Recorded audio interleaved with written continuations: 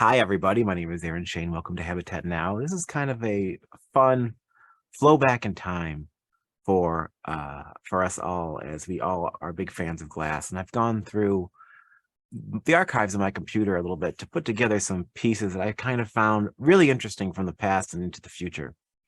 And this is more or less like a formal uh, talk. It's more like an interaction. If you guys have seen something like this, these pieces, or experienced, join in, because I'm not going to talk about all of them like I usually do.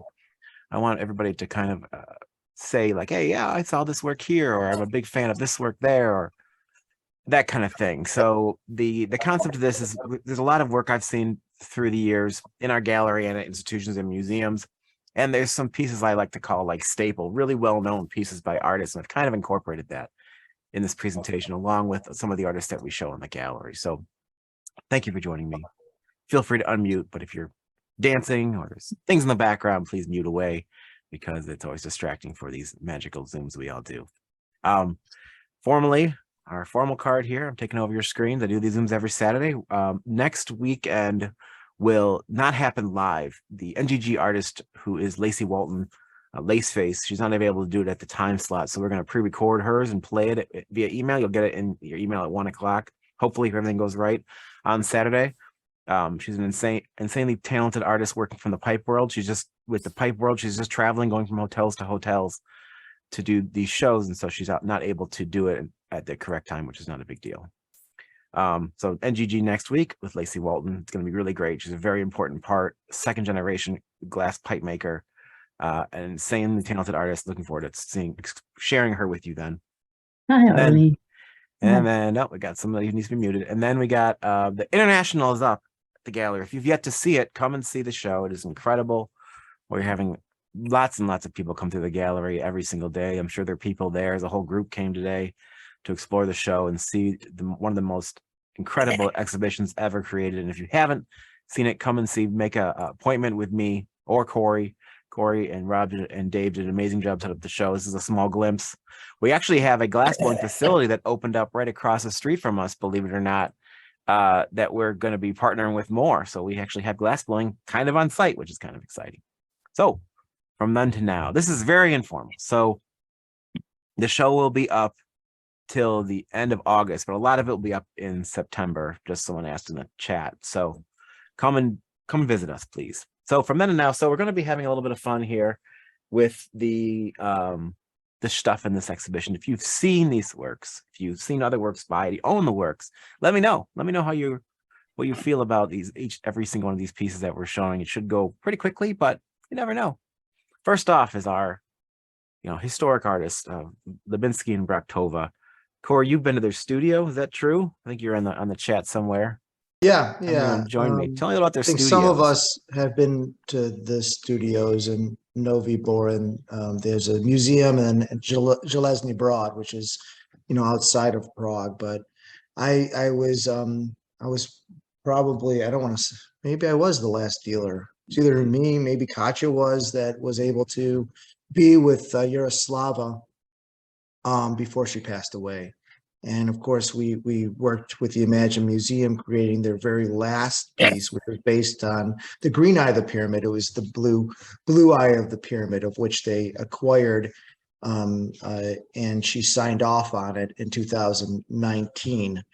What something that's not mentioned, well, actually it is mentioned in Robert Kellman's book about Lubinsky, but it's not mentioned in the Lubinsky book or the book in the Corning Museum, is each piece was done as almost like dialogue about the Czech government. And they had survived the Velvet Revolution in 1989. And so essentially this piece called Dialogue is about, a sense of hope, a sense of freedom. So you can see a passageway, this big block, this big gray block stone sculpture. And Lubinsky's were minimalists, if it was up to him and up to her, everything would be clear and gray. Unfortunately, clear and gray didn't sell. So they went into a very much different amount of colors and colorations, of course, green and blues and reds, which are very difficult to work with. which I thought implemented in works like Horizon that worked out quite well. But the studio is more of a drawing scenario where people are, where Stanislav does his drawings and paintings. And there's a tremendous amount of them that nobody has ever seen. They are like hidden away, where Yaroslav is in charge of the foundation, constantly working on that. And it's kind of sad because the world I'd love to see. You know, I got a chance to glimpse and see a couple years ago into the studio. And I'm telling you, when I say probably about 10,000 articles of drawing and paintings and sketches, it would be remarkable to see what he did, because all of those sketches were based on ideas from Yaroslava and himself, and then they would create them in clay, and of course, eventually cast them through Lahotsky Studio and some other various studios. So anyhow, this is a very important piece. I know we have it in the gallery, and I think that all the pieces that they create are very important. But then again, I'm biased. So right. It's always fun to go to see a collection, have a Levinsky in there as kind of a foundation of the collection. It's great to see. Thank you, Corey, for sharing. Bertovalin, big fan of Berto's work. They have multiple different he has multiple different bodies of work. He has the boats, he has the maps, he has the Janus heads. So I'm sure many of you have these works. Many of you have enjoyed them. I personally have a small Janus head in my collection. I love it. Love the piece. Very powerful work and a legacy to the glass community. Had a chance to hear him speak. Can I talk to you a little bit about this piece in particular? Sure. So in my travels to Sweden, which many of you guys have been, I flew into Copenhagen and I drive like 4 hours to Costa Boda, which is in the middle of nowhere. And what I found is a lot of the people from Sweden wear essentially masks. They don't wear physical masks. They kind of hide their emotions.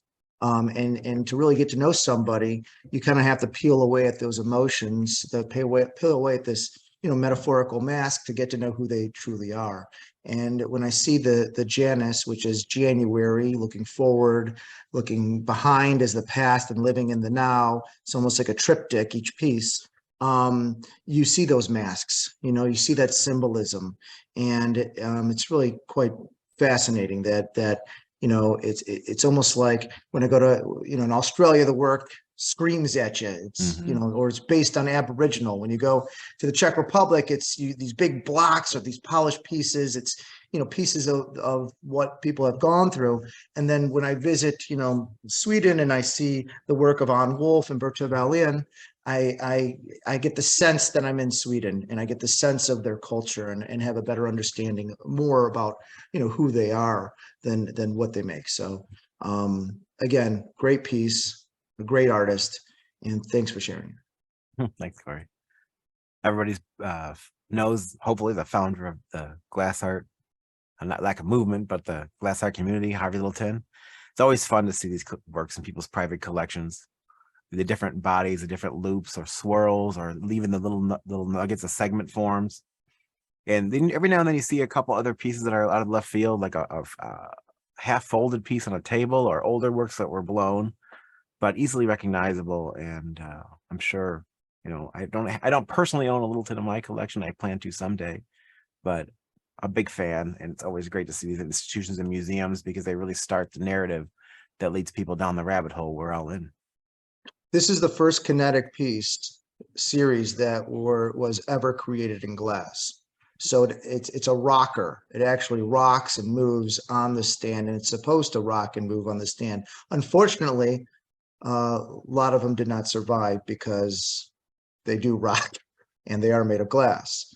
And so essentially what has happened over time is that, I gotta say that Harvey Littleton's was the first artist. He saw the work. Dominic Labino was the mad scientist, but he was the first artist. He really he brought in Erwin Eich, because he was in search for artists, not makers. And there was a lot of makers out there that worked for Libby, a lot of makers that worked for Fenton, but he was looking for artists, and that's what this was. It was an expression of the time. And so I just want to. There is something very clear between design and expression. And I mean, you really have to know that when you look at these pieces, they were they're going through the war, Vietnam at the time in the 70s, and 60s, 70s, the Korean War, it was an outreach. And so these potters started to create glass. They're influenced by the times, and they were wanted to make a social statement. And this one's a really beautiful, you would say highly decorative.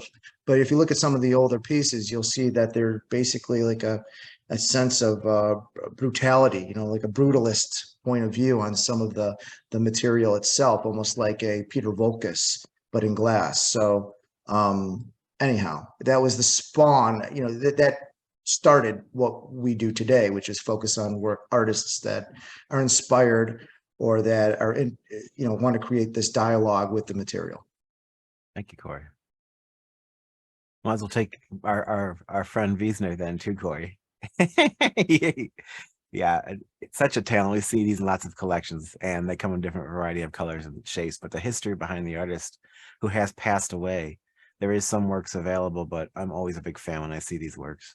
I mean, look at this. The design itself, it's like a drip that came down. There was a symposium, and again, we were talking about Novi Bor that František Wiesner was involved in, and the big artists were there at the time. Chihuly, Harvey was there, of course, Marvin Lepofsky from the United States, and a number of other well-known artists at the time throughout Berlin and other areas. And they're all at the symposium, and Wiesner was working. Here's Chihuly like pounding work out. He's making like 15 different pieces, and he's and Lepofsky's creating these large scale pieces, very colorful at the time. And Wiesner has got this one single block that he was just polishing by hand. And after the week or 10-day symposium, he had finished this single piece. And it was the most, they say, the most incredible piece that was created by hand there. And Chihuly, I'll trade you whatever I want this, I mean, it was absolutely spectacular. So to understand the work, you also kind of have to understand the man. And him and his daughter, they live very very humbly in this area. He's one of the main designers at a time in the Czech Republic.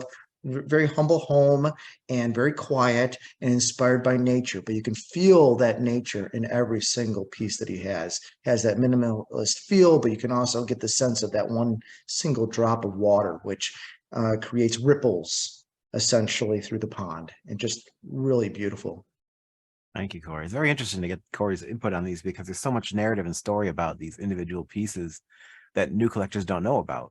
And the idea of having the dialogue of the importance of the artist is important. Steve Lynn is here. Steve, would you join me for a second? I pulled this picture out because I just love this piece and of your work. Thank you. Would you mind telling us a little bit about it, in particular, this one? Well, this is a piece about blues musicians who played on Maxwell Street. Maxwell Street was a street of Jewish haberdashers and push carts in Chicago. And when I was 13, my father took me down to Maxwell Street to get me my first suit.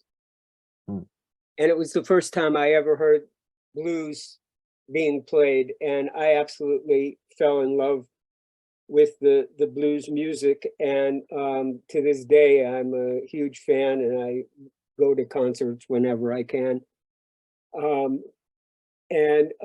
I featured 5 blues artists in the sculpture who played, who are relatively unknown, and who played on the street for tips. There was a symbiotic relationship between the clothing store owners and the musicians, in that the musicians brought people to the street in order, and so that they put extension cords out from their shops so that the electrified musicians could have their guitars and their microphones and all that stuff. And sadly to say, the University of Illinois in Chicago ate up Maxwell Street in their expansion, and it doesn't exist anymore. So it's part of a good memory you have and a legacy of a story. Thank you, Steve. Steve, what was the kosher Franks, the Polish 100% beef? What was that on Maxwell Street? Oh yeah, you know, there was hot dog stand, kosher hot dogs, and you know, there was that, you know, that was part of the Maxwell Street scene, was the food as well as the clothes. If you ever watch the movie The Blues Brothers with John Belushi and Dan Aykroyd, their restaurant that they're working in is supposedly Maxwell Street, and that's where Johnny Lee Hooker is singing in front of it. So it is creating that whole thing. Although I think that was a Hollywood set. It was a Hollywood set, and but it paid homage to the situation. Gotcha. Thanks, Steve. Thanks for sharing with us. Learned a lot about Maxwell Street. Another historic artist has different bodies of work. Mark Pizer, I had a chance to see him. He was in town for Glass 51. I haven't seen him in a couple of years. It's been great to see him and catch up. He has multiple bodies of work. These vessel forms, his newer works too. A bunch of variety of different tones and sizes of his legacy over the years. A lot of the pieces we get are the triangles. There's a name of that work, Corey, with the triangle with the sun floating in the middle of it. Maybe you can help me remember the name. I know the name of these pieces is from the Paperweight Vase series. And there was about, gosh, I'm going to estimate, at one time I knew, but about 300 that were created. And it took about 8 hours on the end of a blowpipe to create these things, these vessels. And it was just a series of adding color and then reheating. Yeah. And there's other bodies of work, but Mark's a big important part of the story. You may own a piece. I have a small piece in my collection. If you have one, chime in. Then, of course, our friend Dale Chihuly can't have a talk without the long history and legacy of this very important artist who learned under Harvey Littleton and then have so many students, including today, still working and learning from the Chihuly studios. Such an important part. I don't know if we would even be talking today if Chihuly didn't create such an important glass community. Definitely amazing to still have him working and living today, and honored to be able to show his work in the gallery. Our friend John Kuhn, I spelled his name wrong there. There's no H in John. Many people discovered Chihuly and John early on in glass collecting, and he makes beautiful things. A lot of them on the secondary market now that you can find for sale every now and then at auction. Hours and hours and hours. Corey, you did this. You worked for him for a minute. Yeah, my Ferd, our father, sent me to glass boot camp one time, and the grit mines, that's what I call it, the giant grit wheels. And I went over there, I had about 14 employees at the time, and I was working with John, and he uses two different types of actually glass. One's called BK, and the other is a high lead crystal. And it was a series just grinding these big blocks down to like a millionth of an inch. And grit would be everywhere. It would be my hair, my ears, my teeth, my mouth. And I mean, it was really a difficult time. Every time I look at these, I start to sweat. But on the other hand, you know, I live with a family. They're all vegan. And I think I was 14 years old. I came back, I was absolutely ripped. I didn't have a shred of fat on my body. I was just like I was a beast, you know, living in glass boot camp. But, you know, I know what goes into these pieces, and literally the core of the piece takes about 6 to 8 months to create. And again, it's like making a 7-layer cake, but you know, you're doing different layers of glass, then you cut those, and then you do another layer, and then another layer. And they use a glue called Hextile, nearly invisible to the eye. NASA uses it in their space program. It's actually more durable than the glass itself, but because of that type of lamination or glue, it's allowed artists, lots of artists, even including Paul Stanker, to create sculpture and increase the scale and size. And so John was one of these artists from Winston-Salem that used this special technique and has really grown his work over time. And, you know, even before that, he's doing chemically treated vessels. We're talking about before and after, and they were spectacular. I mean, he's working these polished down the facet. They look like you'd find them in these architectural, you know, archaeological digs. You pull out a vessel and they were like contemporary artifacts. I mean, just absolutely spectacular. So, I mean, he was always kind of on the cutting edge, so to speak. But I think that this piece particularly is phenomenal, as well as a lot of his work. Thank you, Corey. We're flying through these, I see. I got Nick Africano. We did a talk with him maybe in 2020, learned about him and his work and how he works with a team of people who he draws, and he has a woman named Mel who creates, and then they cast the work through facilities. Fine artist, amazing talent. And we have this one work in the gallery, but I've seen a lot of the works in private collections. I've always been very impressed with Nicholas's sculptures on different scales. Aaron, this is made of milk glass. Milk glass. Just so you know. Yeah, repurposed milk glass. That's fun. And the dress is fabric.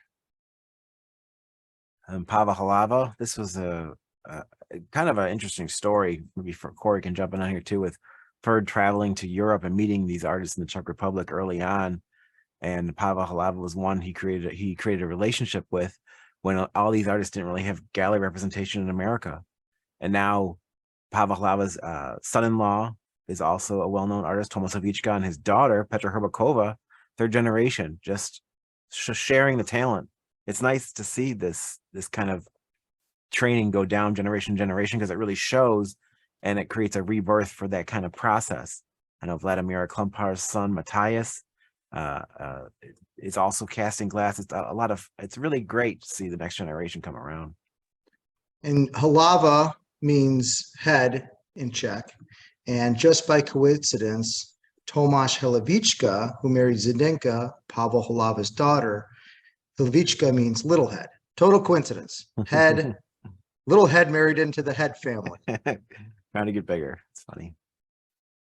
Janusz's work, a big fan of his. We've known him for many years, been a part of our family. Very powerful, moving sculptures. This is the work we have on the collection on the secondary market from the Belkin estate. We also have primary work by Janusz, an intensely talented artist, very powerful, moving work. It's almost ahead of its time, where there's very important topics discussed by the artist about in his own life and beyond.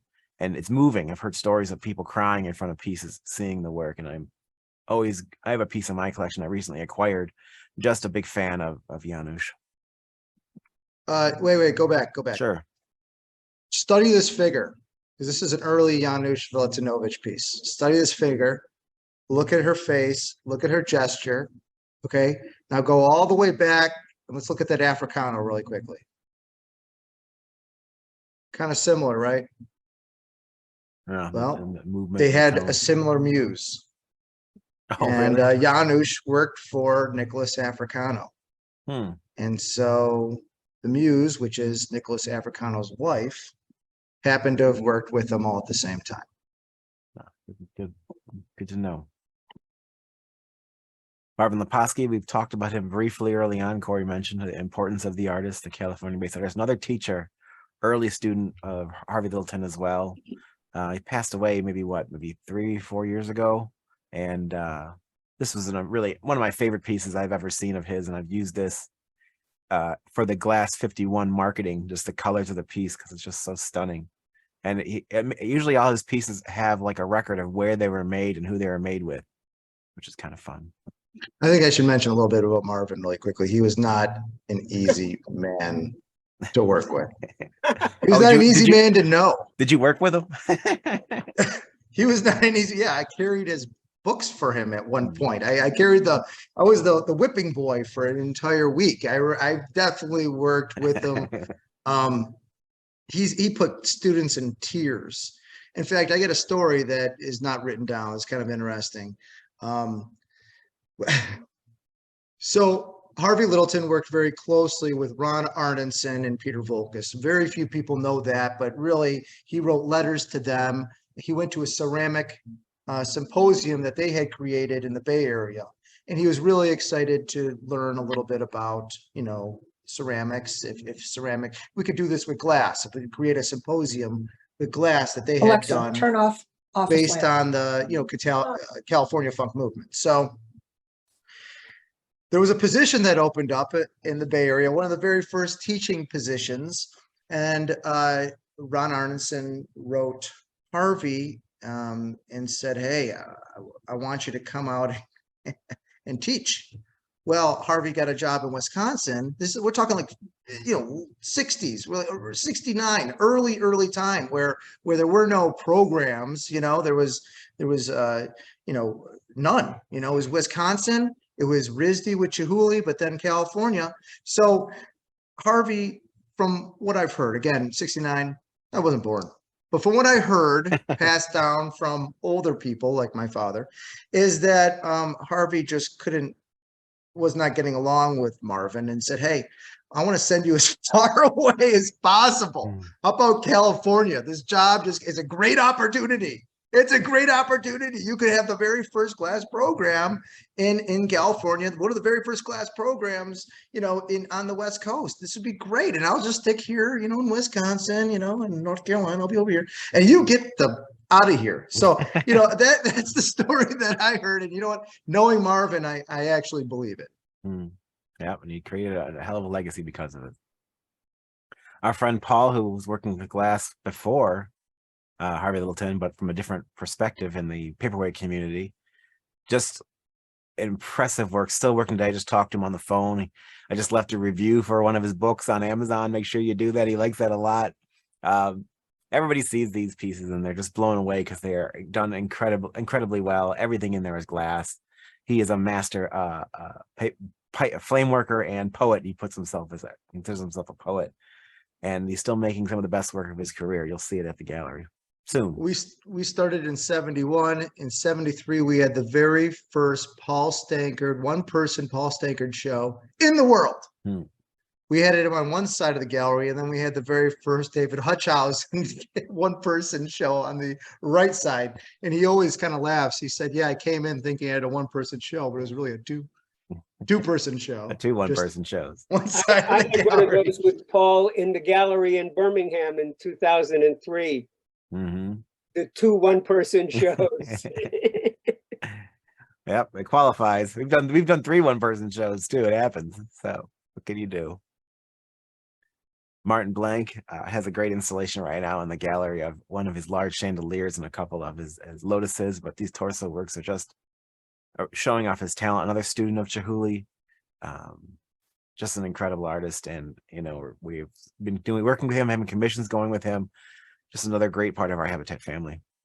He was plucked out of RISD from Chihuly. So one of Chihuly's greatest talents was figuring out who's the best in the world, and then finding those people to work for him or with him on projects.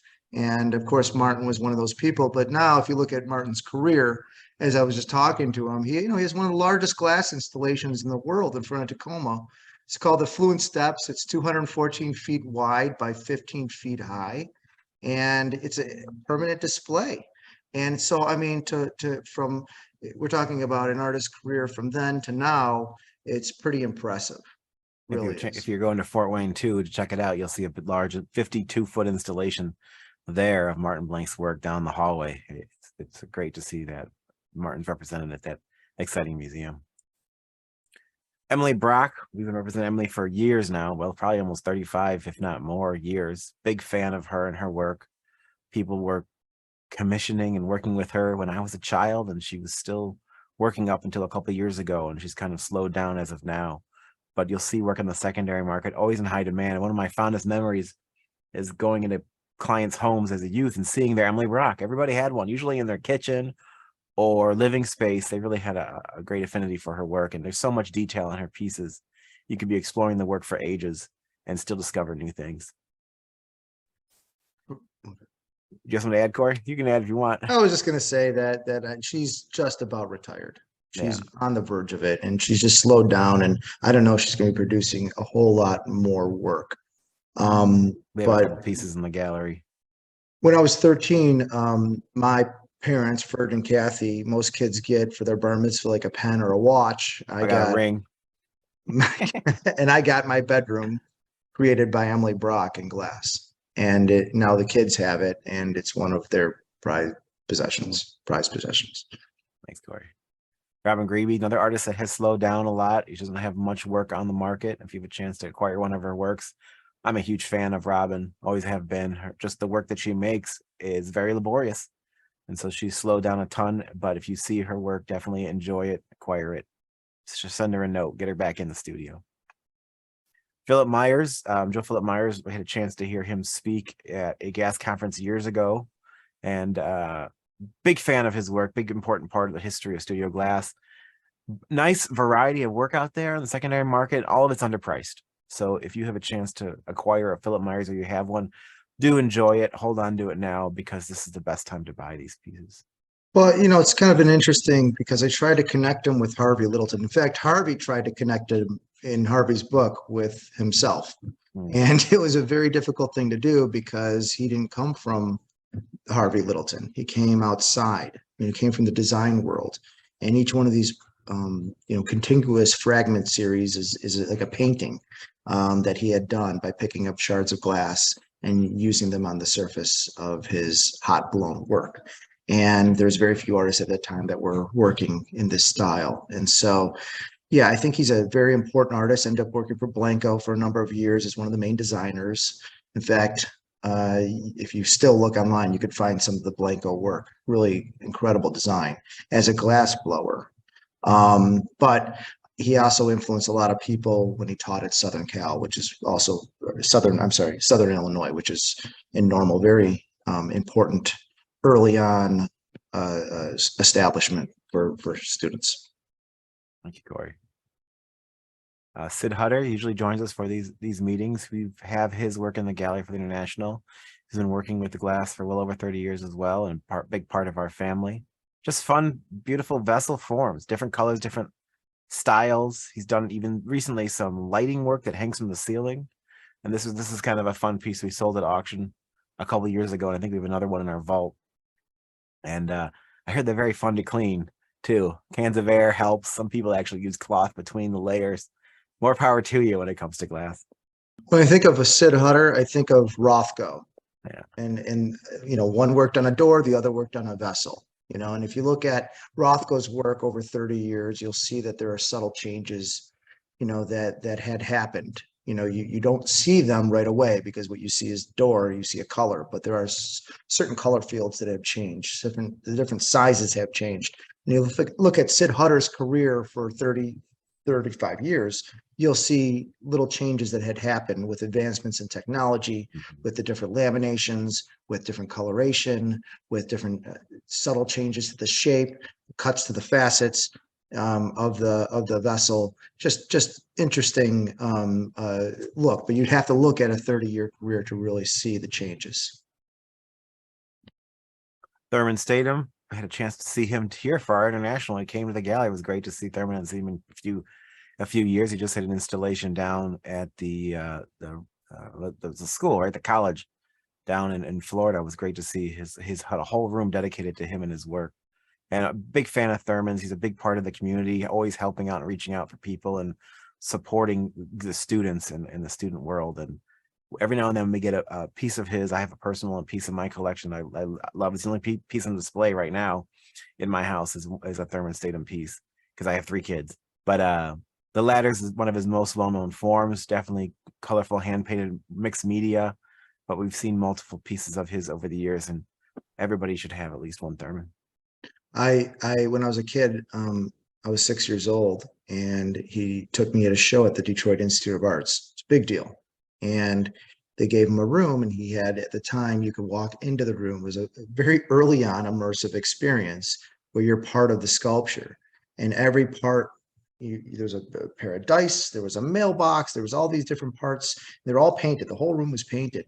And I didn't understand it, because I was trying to communicate with him. And so he had painted a crow, a blackbird, on one of the dice. And I said, well, what is that?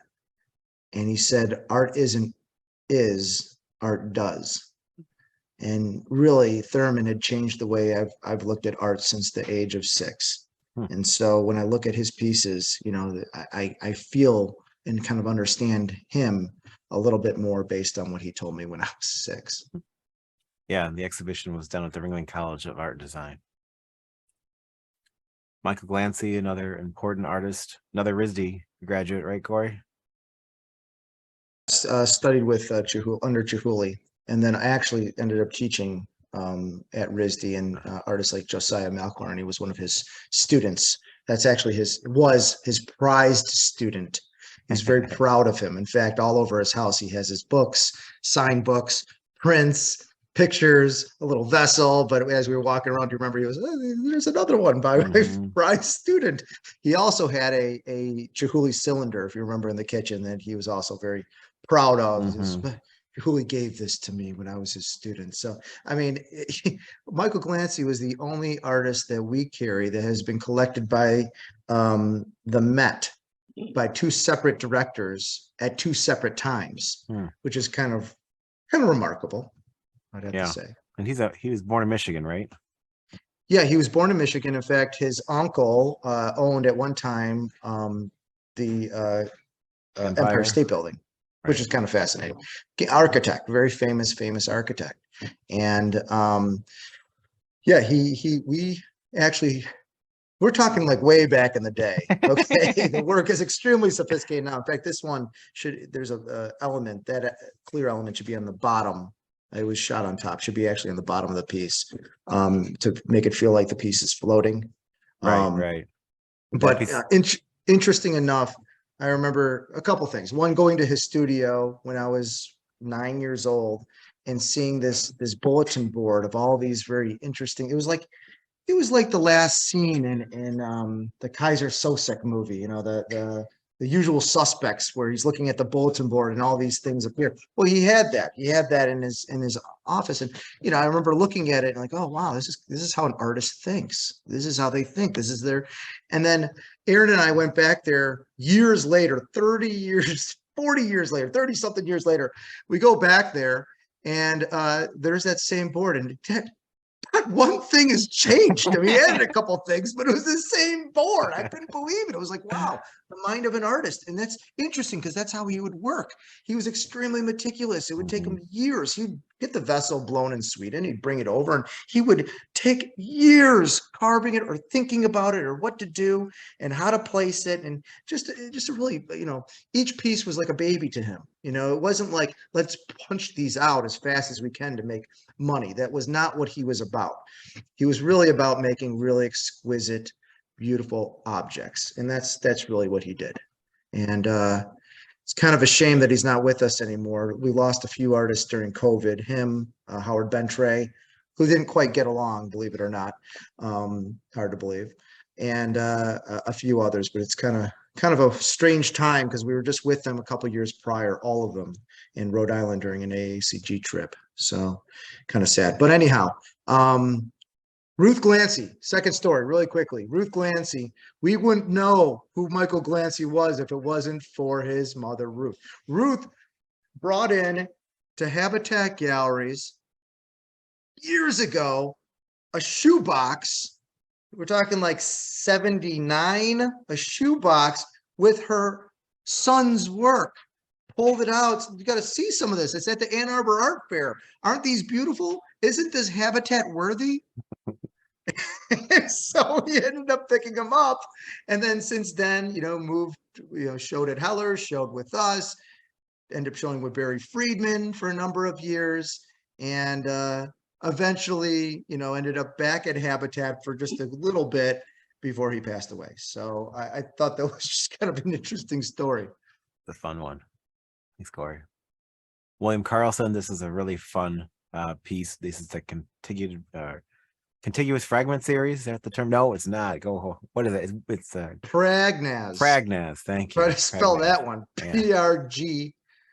Pragnaz. I don't know what series. These three separate pieces mount together a very specific way, and if you do it wrong, you'll regret it.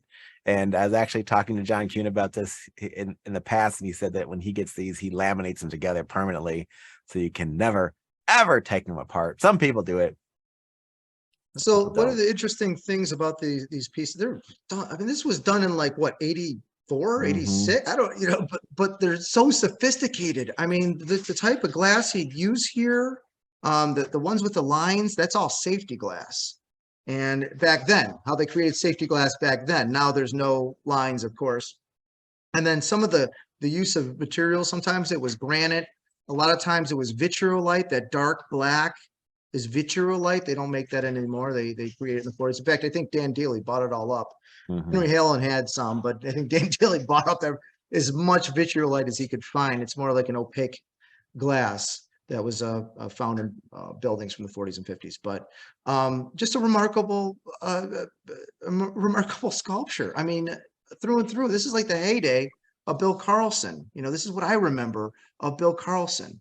And back then, you know, there were shows that were rotating. It would be Bill Carlson, Steven Weinberg, you know, and there's one or two, Jose Chartier, no, too young. There was a couple others that were just, they would just rotate from Heller to our gallery to Riley Hawk to There'd be like 5 galleries that these shows would rotate to. But this was one that I thought was one of the greatest series that Bill's ever created. And, you know, it definitely brings me back to then rather than now. Right. Definitely a then piece.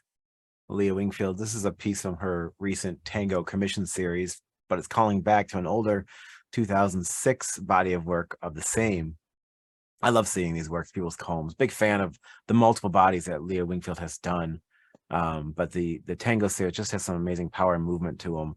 And we were grateful to work with her in 2000, I think 18 or 19 to do another release of these, and they sold really well. Well, Leah's on the call. Let's ask her about the work. Is she around here? Where is Leah?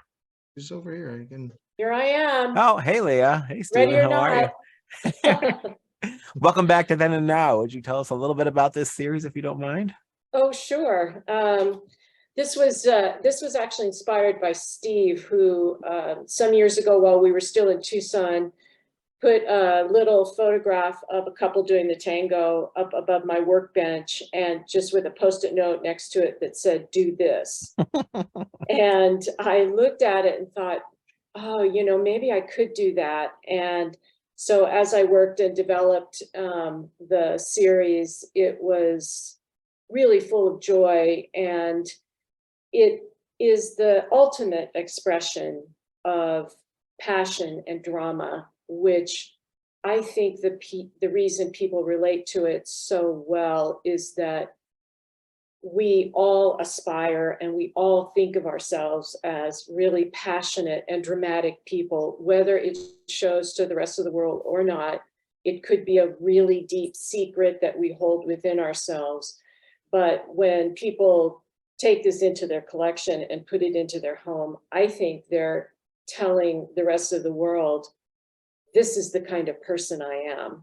And so I think that had a lot to do with the success, and it certainly had a lot to do with how I felt as I was trying to really grab that expression and that emotion. And they've actually been a really great part of my oeuvre, as we say. So thanks for putting it up. Thank you. Thank you, Leah. Great to have you here today, and love the work. I love the new work too. Our friend Tutsinski too, who we've been working with her for many years, creating these beautiful filet de verre sculptures, high demand work, and she seems to be now working currently in single or slightly different shades of colors. But on the secondary market, every now and then you see these multiple colored pieces that are usually pretty sought after. We had one big piece in the gallery that sold recently, so we're honored to have Toots in the studio in the gallery once again. We haven't had her for a couple of years due to health reasons and, you know, pandemic reasons.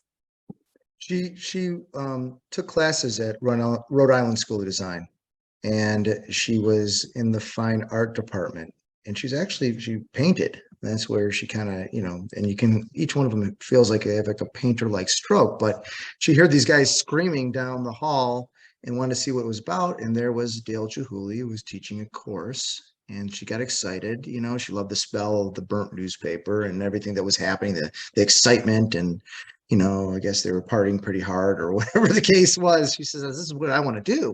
And so she took a course the very next semester with Dale. And at the time she was making these nest pieces, they were much thicker. You know, the rods were thicker, but they were still kind of like nests in a way. And but she wasn't really using her painter-like strokes or really, so Dale said, why don't you over the summer, why don't you just take some ideas back with you and refine it a little bit, because you're onto something.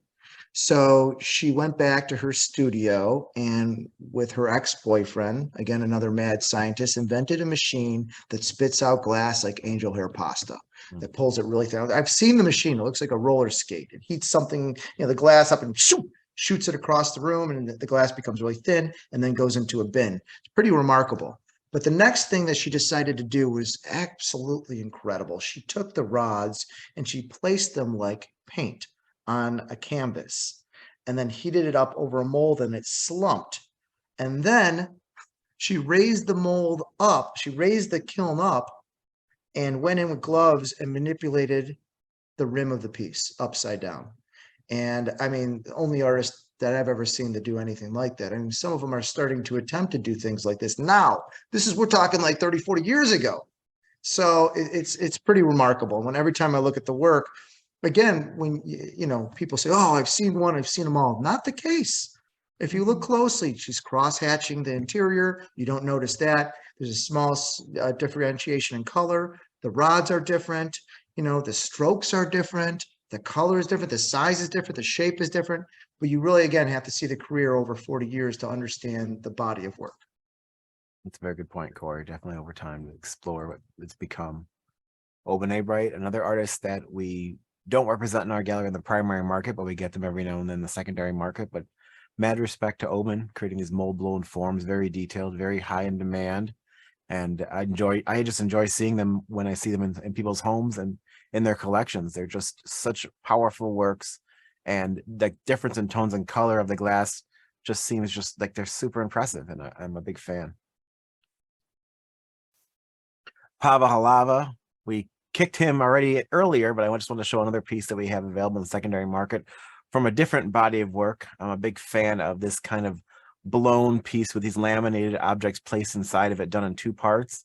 And I saw this for the first time as a kid down in our Florida gallery. The Habatat Galleries Florida had one of these in the private resale collection, and I never forgot it. It just kind of stuck into my head, and we have one at the gallery. I get to see it whenever I want, and I just love it and enjoy it. Clifford Rainey, who is the teacher of Oban Abright and many, many others. And he, as many as you know, he had the studio burned down in California during the fires out there. And he's rebuilding his studio. I see it on social media right now, and it's great to hear him trying to get back in the studio and sending us some new work. But he uses this, we talked about this somewhat recently in a Zoom, that the icon of the Coke bottle is like the American logo. And he created it kind of like the Greek pillars were kind of the logo of the ancient times. And he's used the Coke design in many, many of his pieces. And some of them incorporate interior figures or rods going through them. But as of late, I haven't really seen him use the Coke bottle much anymore. But I was a big fan of this piece. Jay Musler's, these are the cityscape pieces. There's one of these at the Henry Ford Museum of American Innovation. I get to see whenever I want. We had one in one of our auctions earlier this year. These are actually giant test tubes that Jay got a hold of and cut and then carved the cities out and then painted the actual glass. And I find this to be some of Jay's most impressive works. And they don't sell at insanely expensive prices. So someday I'll have to get one for my collection. And the new artists that we show, Aiken Atek and Josh Davids, work kind of in a similar process where they blow us like a big giant pill-like piece of glass and then carve away in that same kind of style. So I kind of feel there's a kind of an homage to Jay every time I see one of their works. William Morris, many of you are familiar, another student of Chihuly, who has an amazing array of bodies of work over time and has retired as of 2012, but you can still find work on the secondary market. Just love seeing these pieces, these ancient relics. And sometimes you go into clients' homes and they have multiple pieces of William Morris's work from different bodies of work or similar, and every one is just museum quality. Just love the work overall. We should mention some of the artists that have worked with Billy Morris over the years, because Chihuly, Billy Morris was Chihuly's main gaffer for about a decade, in the 80s to 90s.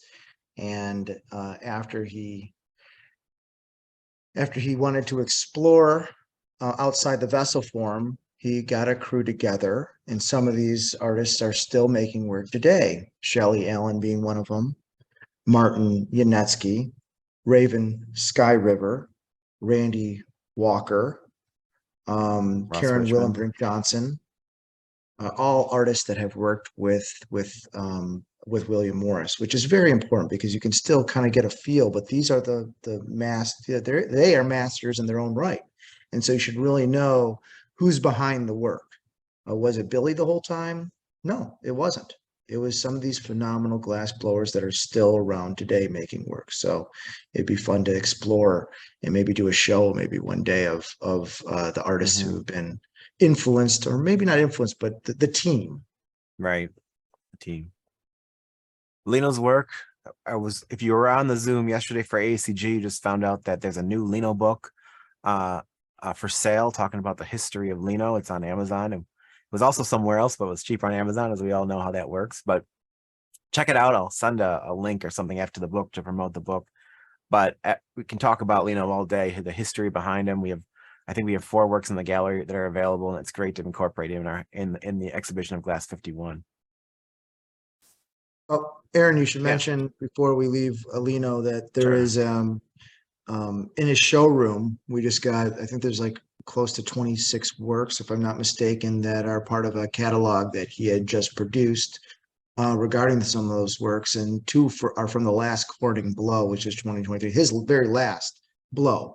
And but if you were interested in seeing both the catalog and the price list, we have them both at the gallery. We'd be happy to send them to you just to take a look at what's available from the studio. Yeah, that's a good idea, Corey. I'm going to find the link real quick to the book, just so I can paste it in the chat for those who are interested to check it out. If I can find the chat, there it is. All right, good. Next is Johnny Toso. Big fan of Johnny. This is a particular larger scale piece. There's a few of the chess sets around you may have experienced. Haven't seen many in the last couple of years, maybe the last 7 years. I've only seen one. But I guess there's 3 big sets too that are out in the world, and one of them is owned by Corning.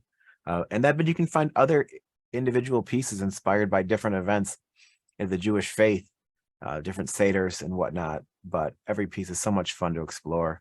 And I love the baby getting the bris. There's usually one of those buried in these pieces somewhere. No, he was a convert. Yeah, convert. Yeah, he's a conversion. Yeah, so he was. To long story short, Gianni Toso is this Italian maestro. He's doing very well. He's making work in his little studio in Murano, and he fell in love with a New Jersey Jewish woman. And she's like really thick accent too. And she said, "I'll consider dating you, but you're going to have to convert." And he's like, "I convert to what? I don't even." He's going to convert to Judaism. So you got to learn about it, learn about the faith. And what was interesting is he did learn. And as time went on, he became more and more, we went from reform to conservative. Right. And you can see it in the work, because the work tells you. You look at the work, the chess pieces from the 80s and then done, throughout until the 90s, over a decade, you could see the transformation, and you can see it in the faces of the Jews, the colors, and the faces of the Catholic. You could see it, what had happened and the change of time, which is fascinating. But really love the work. Hard to find, extremely delicate. I have a piece. My son's broken like 7 of them. I told him you can't use them, but you just can't stop touching them. I said, okay, all right, well, each one of them is gonna, that's your college fund, buddy. I'm sorry. Right. Now you're a community college. Sorry. All right, we got to get moving here. Lots more photos to go through. Carol McJohnson, you were talking about her earlier with a student of William Morris. This is a fun piece that was from the secondary market of the David and Joanne Den collection we sold years ago. I've always had an affinity for this piece. I'm sure you do too, Leah. Getting to love these little pets that we enjoy our life with, and little pillows they sit on. Very fun piece. Beth Littman, another very important artist that we have really not shown in the primary market. I've seen her give talks during the pandemic, and would advise you to zip back and check check out her work more, but it's something I wanted to include because I don't see it very often in my neck of the woods, but people do enjoy the work. Irwin Eisch, Corey was talking about the history of Irwin meeting with Harvey Littleton. They were good friends, and he was with us till not too long ago. May have been another person that passed away during the pandemic or right before, but such a creative mind. We did a show when I first started the gallery called Artwork That Challenges, I believe, but just another artist that takes more to get to know and to experience, to want in your collection. But I find it to be a very important cornerstone of collecting is owning an Irwin Eisch. Davide Salvadori, he was here for our international, gave a wonderful talk. He's so charismatic, but he was talking about the issues that they have right now in Europe with the price of gas and how things have gone up so expensively to keep your studios open. And the problem is they're all shutting down in Murano because of it. But we have a great variety of his work, and he's such an amazing talent. He did a demo for us in Florida. If you haven't seen Davide's work, or if you don't have one, go somewhere and look at one, especially at the gallery. Corey mentioned Martineschi earlier about another student of William Morris.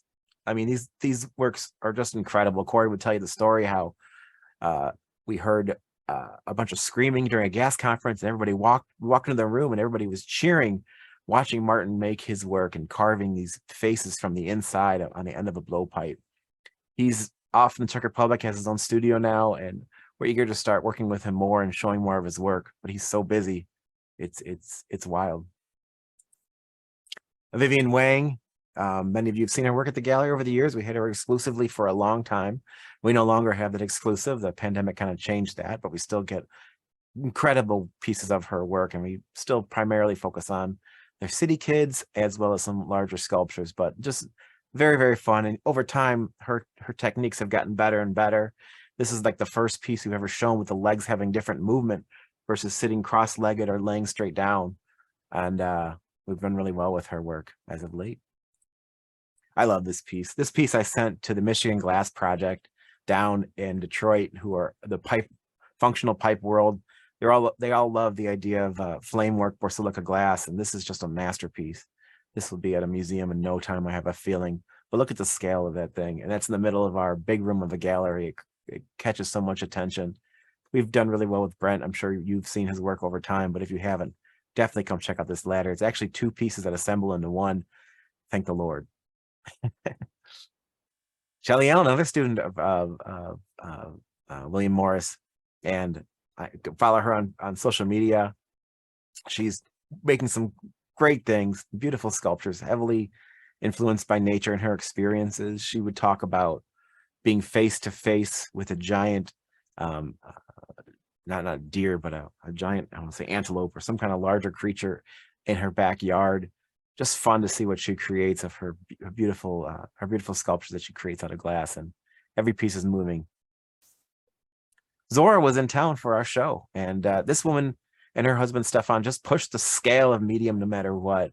And I swear their pieces should be priced double what they're priced at for what they create, their sculptures. We've done really well with them in the past as well, and I'm just such big fans of theirs, and they make such museum quality works. I had a long conversation with Larry Seabrick, who's one of the past presidents of AACG, talking about how important this work is, and it's on scale with so many other artists that are working in fine art. And yeah, I'm a big fan.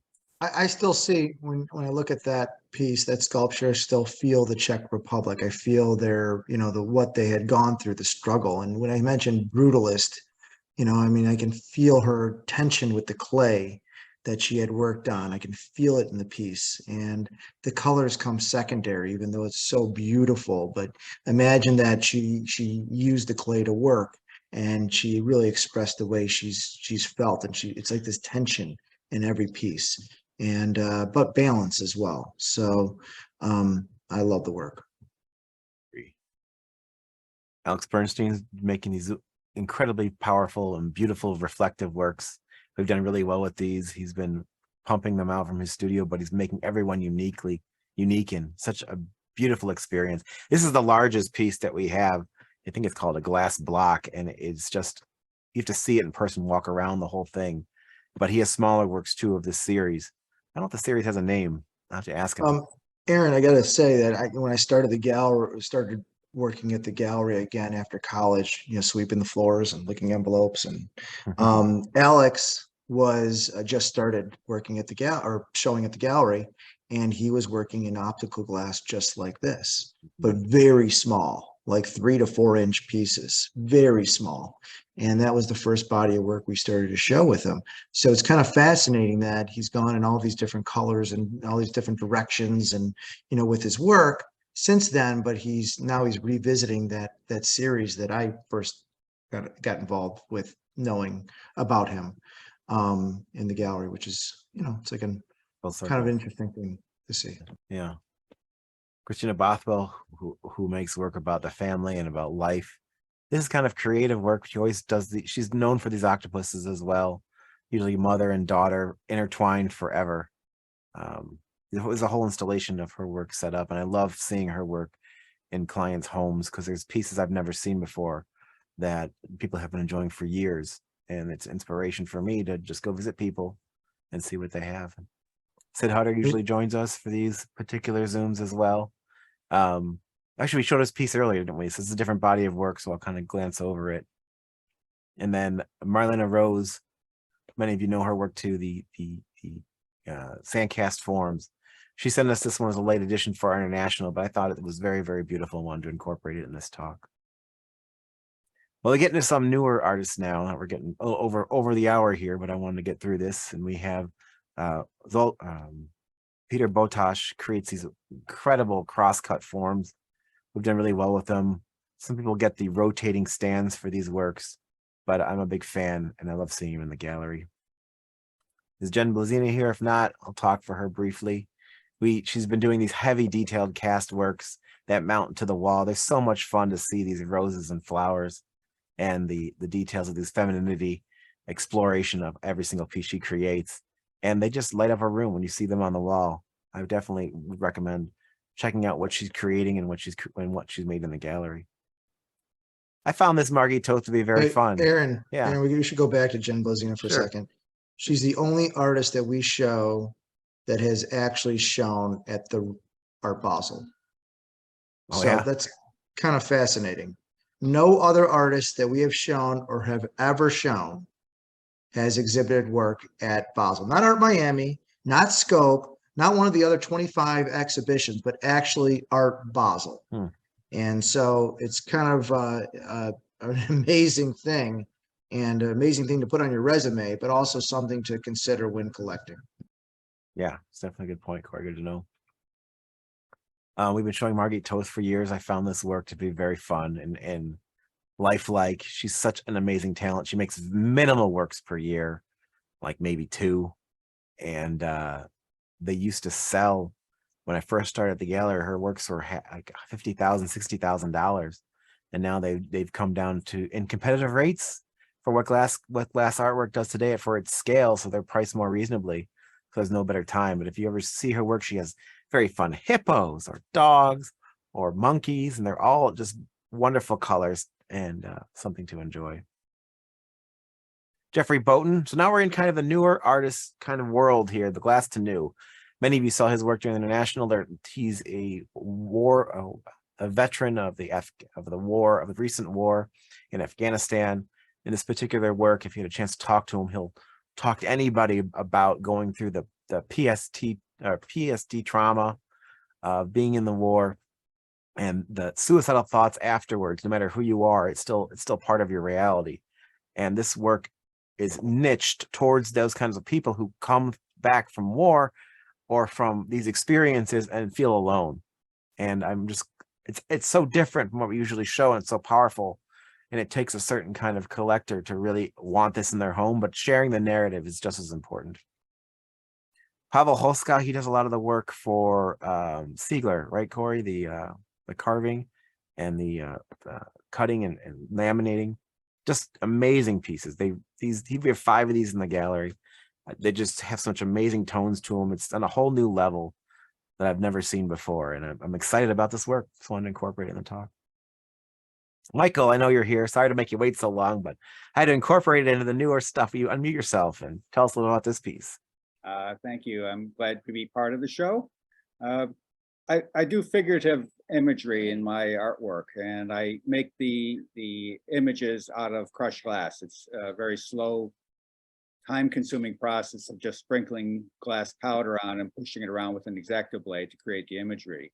And for the newer sets of work that I've been showing at Habatat, I like the idea that I'm using the glass to really create a sense of fluidity and movement, and that I want to take the figurative image and really kind of have it be fragmented, and kind of it's part of our current conflict times that we're kind of looking at everything in more than one ways, that we ourselves are kind of reformed and are formed up by many different points of view and many different kind of aspects. There's a complexity and contradictions to a lot of our beliefs in ourselves.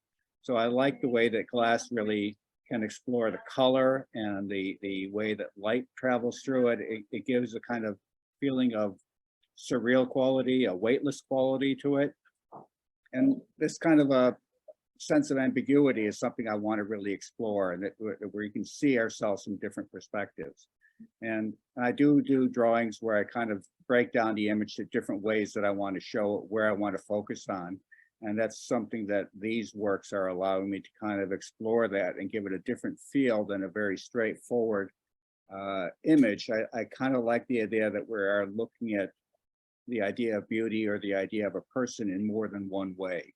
And that's what these pieces are trying to express.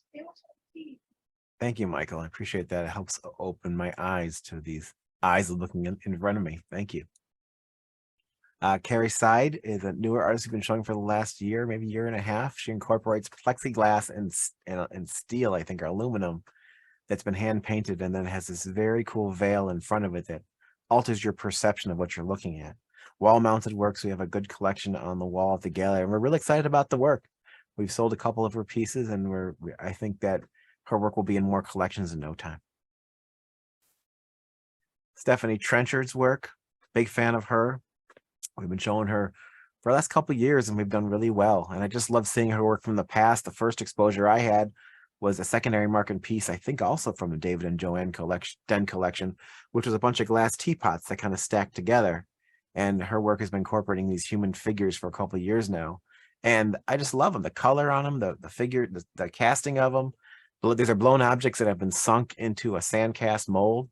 And we've done really well. And I just love seeing her work around in people's collections and in the gallery. Minnie England. So we had the Blown Away show at the gallery across the street at Habatat 2, which we had for a month. And it was really fun to see, she was one of the runners up in the most recent season of Blown Away. And she created a collection of these wonderfully tall sunflowers that can only go indoors, but they are just incredible to look at. And she made a whole plethora of them on display and filled the base of them with dirt and sand to give you the idea they were growing from the ground. And I just enjoyed the way she used the space for creating her display in our pop-up space for the short period of time. And I believe now we have the work in our vault exhibition space. So come and see it at the gallery. You know what I just want to mention about the work really quickly? Yeah. She could have easily made all these beautiful sunflowers, bright colors and beautiful, but it's almost like a journey of time. As you can see, some of them are reaching for the sun and others are starting to wilt. And so this wonderful journey and gradation of time is shown, depicted with this wonderful installation. And obviously she didn't want to, gear it towards some of the highly decorative people that collect the highly decorative pieces. It's more of a conceptual piece. And I like, and as Aaron and I, we kind of both like going in that direction because there's so many interesting things to be told or stories to be told or unravel that a lot of artists are trying to, explain. And that's kind of the direction we want to go in. So I'm very happy with this installation, even though it might not end up twisting and turning and spinning with the light. I think it's really beautiful in my own way. Thanks, Corey. John Moran, this is the next piece from his solo exhibition back in Ghent, Belgium.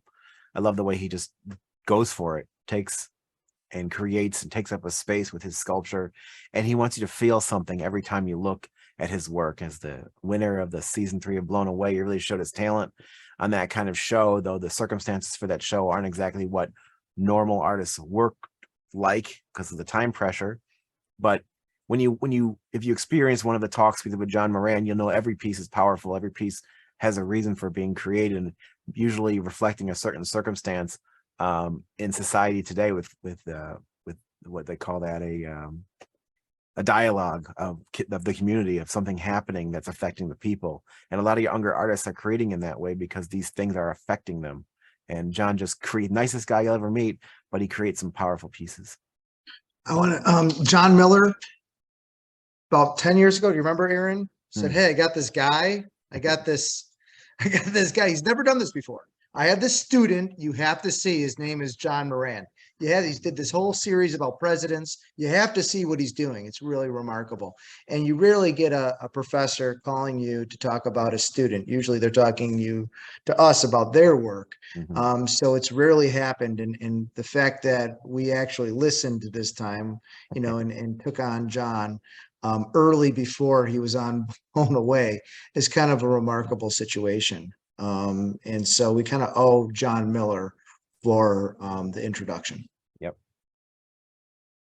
And I think this is the last slide. Elliot Walker's work, who was also a Blown Away winner, I believe the second season of that show. And it was our first time exhibiting this work.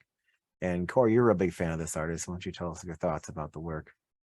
Well, you kind of struggle because you see Beth Littman and then you see this and you say, well, what's really the difference? Well, I'll tell you the difference. Beth Littman, a lot of those pieces, it's more of a technical situation. She just she doesn't make, she just assembles, and sometimes she finds them and she assembles. Is that a bad thing? I don't, as an artist, if, like, for example, if you're Steve Lynn over here that I know does every bronze, cuts every piece of wood, does every glass piece, makes every mold from, he respects certain artists that start from scratch and take a concept and go all the way to the end. Technically, physically, let me interrupt you mentally. 1 second and say Yeah. that's my choice. And I don't denigrate anybody who works anywhere, any different, any way different. I happen to love the process like that. And, anybody who wants to work by assembling stuff, if the piece is great, the piece is great. It doesn't matter how you got there. Well, technically, Elliot Walker, thank you, Steve. But technically, Elliot Walker starts from a blown bubble and creates some of the most technically advanced work, optical molds that I have ever seen. So, I have to say that he's one of the most incredible artists working in glass, in terms of a technical aspect. And that lobster, it's all glass. The grapes are glass. I mean, they could have Venetian goblets, perfect. I mean, there are things in here that I, from a technical standpoint, that I just blow me away. And so, yeah, using the dichro could be a little kitschy here and there, but I like the way he used it. It's the platter, it's the reflection of light. All the pieces that are in here are clear, and so the color comes through from the dichro, which is, I think makes it a little more decorative. But I really absolutely love the still life that he's created in the still lives he's created at the gallery. Extremely creative, and just well executed. Thank you, Corey. I got one more I forgot about, which is our friend Nord Viviano, who has taken his research and his whole work to a new level. We have 2 pieces in the gallery, and I love seeing his work represented in institutions as well as museums and private collections. And this particular work, I believe, is Chicago, right, Corey? I believe No, absolutely not. Oh. Absolutely not. I'll give you one hint. One hint. Yeah, it's on a glass steel beam. Pittsburgh, right? Pittsburgh. Thank you. Pittsburgh. Thank you. The other one we have is Chicago. There'll be 2 in the gallery. Yeah, based on but so if you think about it, it's a glass steel beam, which I love. Shows the fragility of something that is so precious to Pittsburgh. Mm-hmm. Is the steel. That was the basis of their entire industry, was Pittsburgh steel built the city. You know, steel built Carnegie. Steel has been important in so many different ways for Pittsburgh. So the steel beam, I just thought that, out of all the work that Norwood has done over the years, scientifically it's made sense. And I love the expression that he's doing, about population changing and about, he's made about the oil spills. He's done all these different interesting pieces, but this one right here is got to be one of my favorite. Right. And the scale has increased a lot from previous versions of his work, and it's becoming more and more impressive. Well, that wraps up today's talk, everybody. Thank you for joining me. I appreciate it. I hope you enjoyed this kind of fun. I'll include less pictures from the future so these don't last as long, but this was really fun to dive in and have a dialogue about these artists because they're such a talent from the past to today, and we're looking forward to sharing this all with you. All right. Enjoy the rest of your weekend. Have a great time, and we'll talk soon. Call me anytime. Bye-bye, guys. Bye-bye. Thanks again for joining.